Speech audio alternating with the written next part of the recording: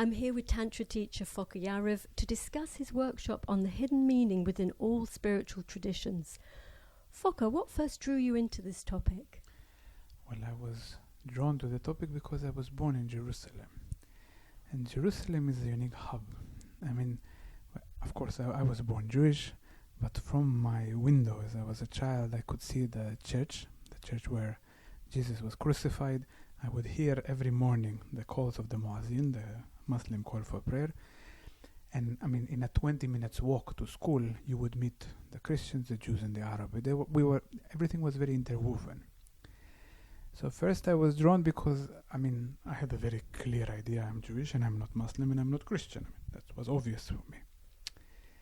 Then, at the age of 15, this is a fascinating story because my mother found a book. It was the New Testament on a bench, on the bus bench. And a missionary left it there and she brought it home and I started reading it. And I said, wow, this guy sounds pretty interesting. I was already quite curious about God from a very young age, mysteriously because my parents were agnostic, but I had a keen fervor for any religious topic, to be honest. And then it was the first moment that I realized, well, I might be born Jewish, but it doesn't mean that the Christians are wrong. And then I started exploring it. To be honest, I spent more time outside of school than inside of school because I liked very much reading, didn't like the framework of the school when I was. And then it led me, first and foremost, I studied the Kabbalah tradition as a Jewish, and there was a lot of it in Israel, a fascinating science. And then later on I continued by studying the Christianity. I went to university, studied the Islam, and then traveled to India, as well to Dharamsala, met the Buddhism, the Hinduism, the Zen masters, and then I kind of continued, and from that I was quite thirsty to understand each and every tradition in their unique approach. So that's what kind of drew me to the hidden meaning behind them. Which religions have you chosen to look at in terms of a unifying factor? Well, first I started with Judaism, then was Christianity, Islam, Buddhism, Hinduism, the Zen tradition. Those were the main ones, and specifically as a part of the Hinduist tradition was of course the Tantric and yogic approach, which somehow Tantra was beyond religion. Also they were known in many masters in India like Kabir, for example, or Hafiz. Nobody actually knew if they were Christians, Muslims or Hindu. I mean, they had, all of them were infused with one another. And they attracted me because I realized that somewhere there, exactly because they were not so confined to the definition of who they were in a strict structure, they were able to touch the essence which is beyond. Very much so like Pythagoras kind of mentioned in the formation of his school, the esoteric understanding which is beyond the cultural exoteric way in which it's interpreted in the society. Can you talk to us more about the esoteric meanings in these religions? Well, all traditions and religions have a similar structure as Pythagoras described, that there is the exoteric, which is the teachings for all. Then he described a mesoteric, which is a kind of an in-between. And then there is the esoteric, which is the essence of that specific spiritual path or tradition. That's why even in Christianity, we have Jesus who says, this I give to them, like these stories I give to them, and for you I give that. I mean, he says, for all the people I give the exoteric, and for you, the 12th disciple, I give the esoteric, in accordance to the level of initiation and readiness of the disciple. So, in all spiritual traditions, you will see that there is the exoteric part, which was for all, for the culture, for the layman, for everybody who wished to have a religion to follow. But then for those who have this mystic zeal, for those who are having a thirst for more, then there is, in all spiritual traditions, basically there was a certain kind of process of initiation which led a practitioner from the exoteric to the esoteric essence. And then in that esoteric essence, which for me was fascinating, you will find more and more similarities. You see, in the exoteric approach to religions and traditions, they seem quite different from one another. I mean, this is why they fight. Because no, Saturday is the holiday, no Sunday, no Friday. I mean, while when you go to the esoteric aspect, you will find less and less of the differentiation, less and less of the antagonistic relationship between religions, and you will find more and more as they are called the unifying factor. And that is exactly when also Huxley described it in great depth in perennial philosophy. It's a wisdom that lies beyond the particularity of culture and tradition. So are you willing to unwrap for us some of these wisdoms that you've discovered? Yes, more importantly, just the wisdom I discovered is the way of discovering that. Because, I mean, the journey that I've been to is particular. I mean, I want to offer people the tools so they can understand ways of relating to universal principles and to methods. For each and every one to find what methods are calling them. You see, as I feel it, in the Tantric approach, which is very close to my heart, this is what I teach day to day. I mean, I'm not a Christian teacher or a rabbi. I teach Tantra. And what I notice that when you give people the right tools, then regardless to the religion that they are following from birth or from choice, they will improve in that. It will gather greater efficiency and efficacy. And this is what I want to give. I don't want to convince or to convert anybody to any religion or tradition. That's completely not my aspiration. But what I do wish is that regardless to the path in which people chose, they will be able to deepen their practice, to understand better the principle, to increase the efficacy of the methods that they chose. And then each and every religion, authentic religion, is a path of deification, is a path of exaltation. And that's what I want to give. I'm not so into the conversion part. So it could be a breakthrough for someone to come to your workshop and try out these different methods. Completely. I mean, it's a breakthrough because we got so used to define ourselves. And then when you remove those definitions, I am a Christian, or I am only a Jew, I'm a practitioner. And you try various methods, for example, whatever, the Darwish dance. Maybe for a Jewish, I got a good Jewish friends, maybe for him it will be weird because, I mean, Jews and Muslims nowadays are not so good friends. So it might be weird for him, but then when he understands the principle behind it, he will realize that even a world like the Darwish are doing is not by any means different than the ways of prayers of the Jews. And by simply understanding that doesn't mean that he now needs to world. He just will realize that in essence, there is no difference between Judaism and Islam if you would look at their esoteric core, because they are based on the same universal principles. And that realization releases us from the A, superiority, and B, from the strong concept of separation from the other. And religion, in essence, is not about one religion. It's about the essence of reconnecting, reuniting, and it's a being who has this aspiration to become one again. And then when one sees that in other religions they have the same aspiration, it will be very easy for them to find a common language. So, for example, with the dervish dance, the whirling that the dervish does is whirling around the heart, as I understand. How would that connect then to Christianity and Celtic Christianity and Kabbalah? I mean, you see, the dervish dance is connected to the principle of oneness which exists in the heart.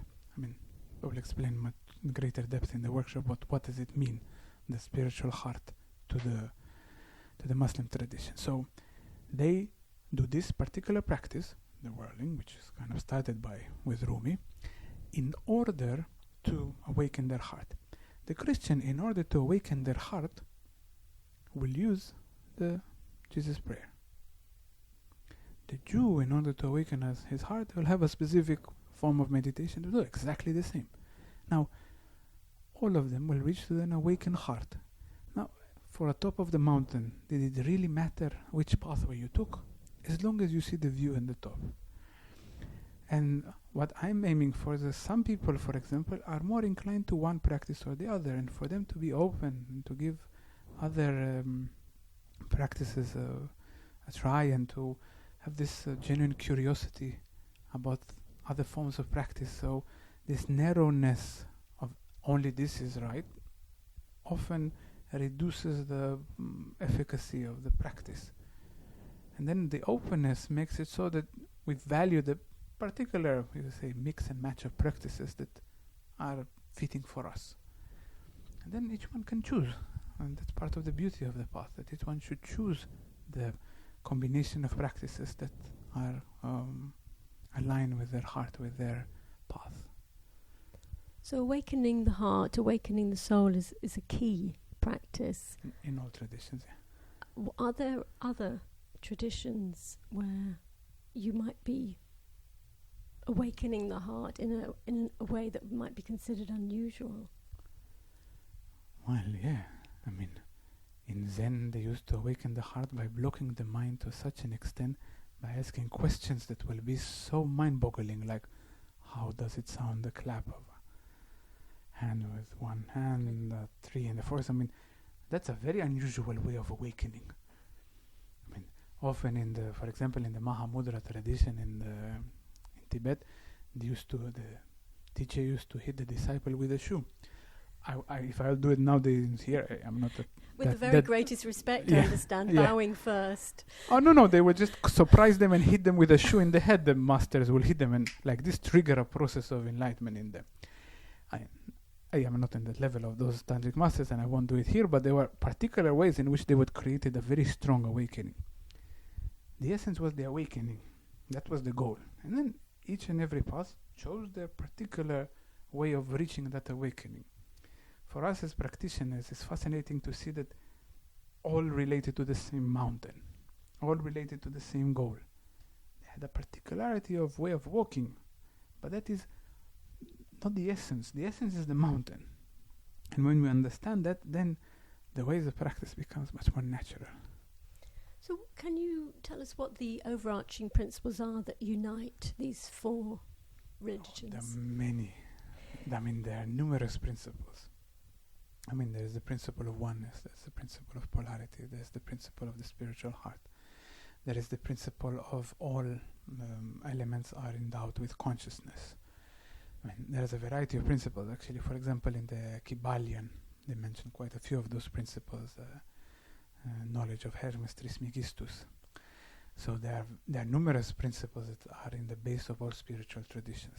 That will be a very complex exploration to go over all of them. What I endeavor to do in quite a short time is to take one principle and to understand the mechanism. And then by offering the practitioner the mechanism of understanding, out of this he can extrapolate the same mechanism to other elements in his life, to other practices. For example, the practice of being in a loving couple. It's a practice. It's not just something that you do. It's a practice. And then when you understand the principle behind it, there are many principles at hand here. It's the principle of polarity, of love, and so forth.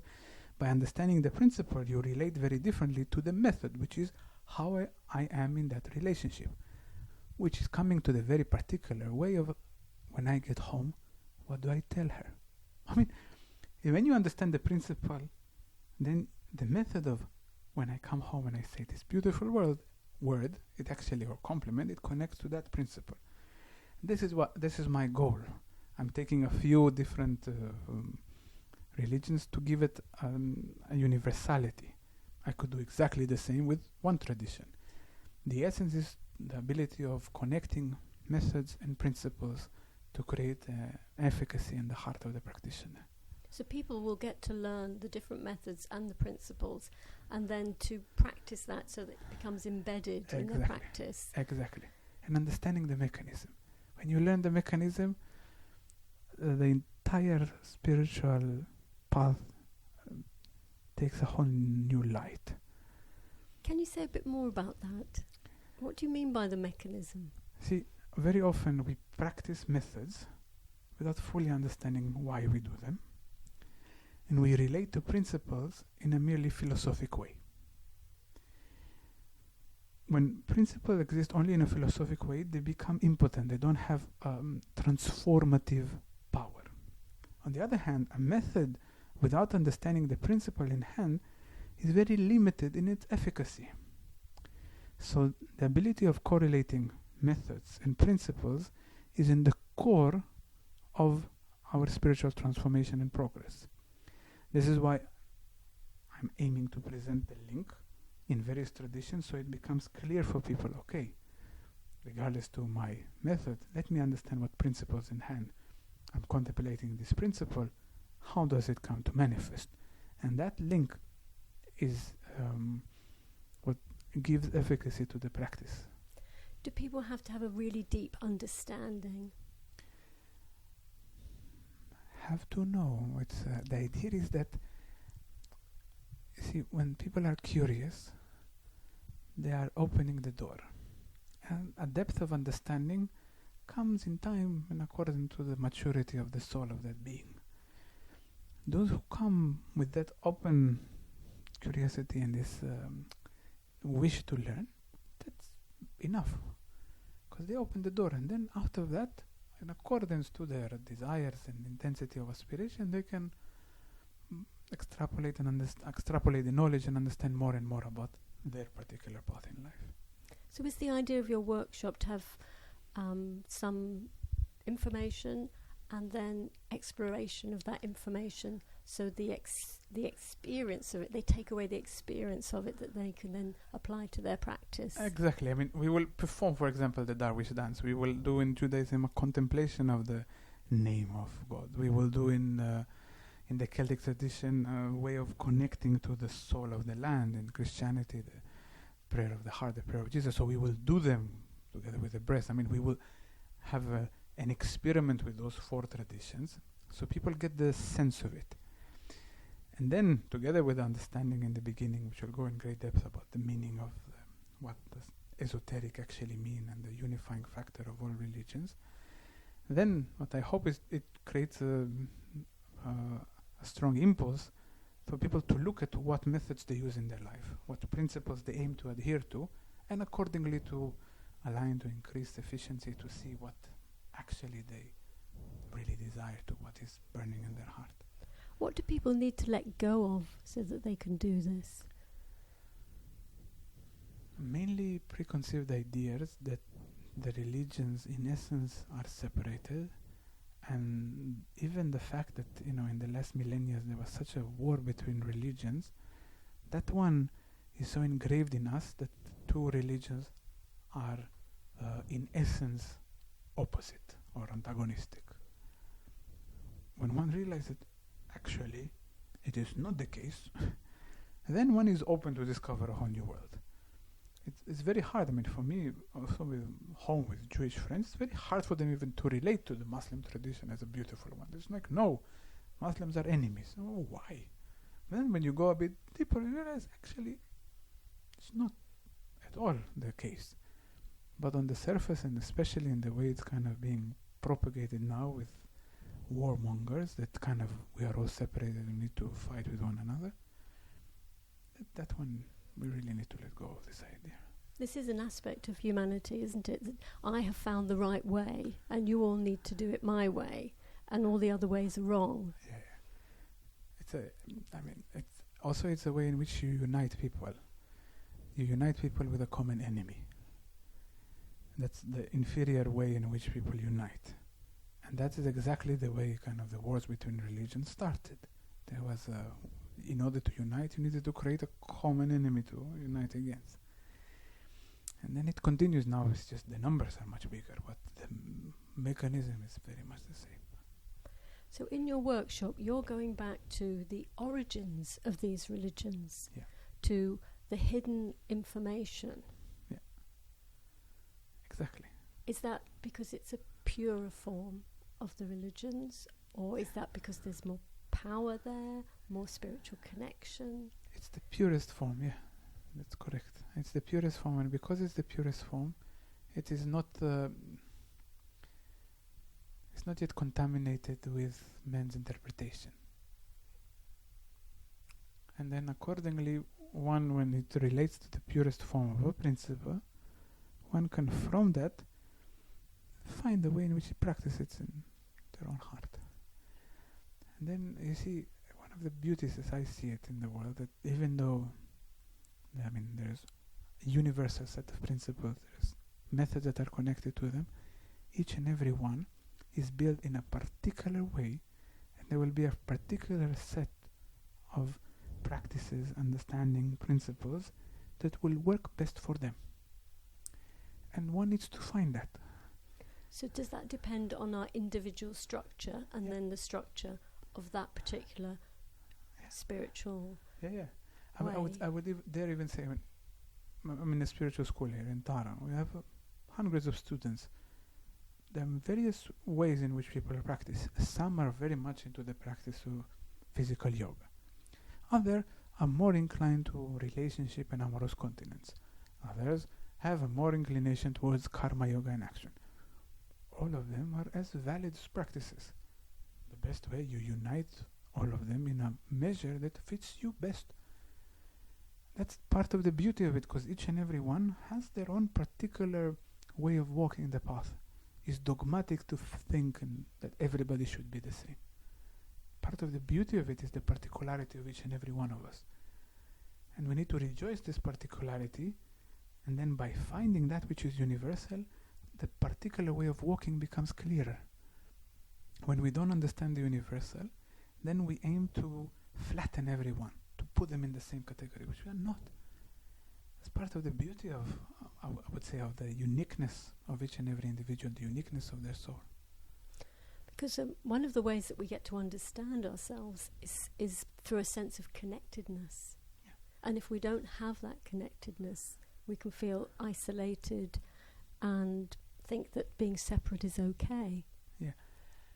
Well, the uniqueness actually of each individual makes it so that we can connect in an authentic way to the uniqueness of the other one, and together we create a link which is much stronger than the formality of, oh, we are both Christians, or we are both agnostic, or we are both Jewish, or whatever we are both. We are linked because we are both in an authentic way of being. And I would dare say the people who have this more genuine, authentic way of walking a spiritual path, they recognize one another spontaneously because they are taking the sap, and they're taking in they drink from the same source. And then they will understand each other, and they will feel less and less the separation. This separation, anxiety, and the whole sense of alienation that we feel is part of the misunderstanding of the unity that lies beyond. The more we feel ourselves at this particular path and we walk it, the less we will feel this sense of separation. So does it have to be a leap of faith, or do people gradually build up their trust? I would say it's a combination of the two. You see, you gain trust not in the path, you gain trust in yourself. The path is a merging of methods and principles that when you apply them within, you gain trust in yourself. You took it in. And then there will be moments of leap of faith when you, as if you need to let go of the caterpillar which you are, to realize that you're now a butterfly. And that one, it takes a leap of faith. So it's a mergence of the two. It's not always, you don't always have a leap of faith. There are moments which will be leap of faith, and most of it is gaining trust in one's own self, with a capital S, self. Just going back to yourself, when you first started discovering these common meaning in these different religions, what kind of experiences did you have? The first experiences that I had was, which overtook me when I was that age, 15, 16, was this unique sense of joy, of feeling of power which is bigger than me. I mean, the first feelings of a superior entity. I related to it as God back then, I still do. But the first time when it stopped becoming a concept and it started to become a vivid experience, a reality which manifests as bursts of joy and this feeling of love and unity that, I remember them still. It was pretty naive and rather slightly infantile even, the way I was practicing 15, 16, but the feeling was the glimpses of it is there. That reality lies behind. And only at the age of 17, when I started practicing yoga, it clicked fully. Because beforehand I was very much dependent in we were doing an aspect in a group. We were either studying together or performing certain Jewish rituals. But in that moment when I started doing yoga at the age of 17, it clicked something radically different in me, because in that moment I realized I'm not dependent on a group. It is a practice that I can feel simply. It happened in a meditation, in a meditative form. And that led me now for 22 years of practicing the same method, because it was the first time I felt that I can achieve that in my own. And finally, just to talk about the workshop, what will people get from coming to your workshop? How will it improve the efficiency of their spiritual practice? Well, it will. I hope that it will improve the efficiency of their practice, because they will be wiser. They will be wiser on why they need a path, how to walk the path, and I would dare say they will have an opening for a genuine form of questioning to discover their particular genuine way of being. And as Oscar Wilde said, be yourself, everyone else is taken.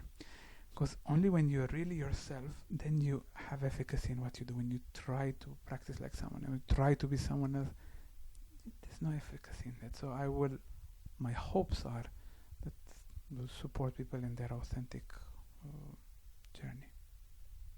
Foca, thank you very much. Thank you, Vivienne.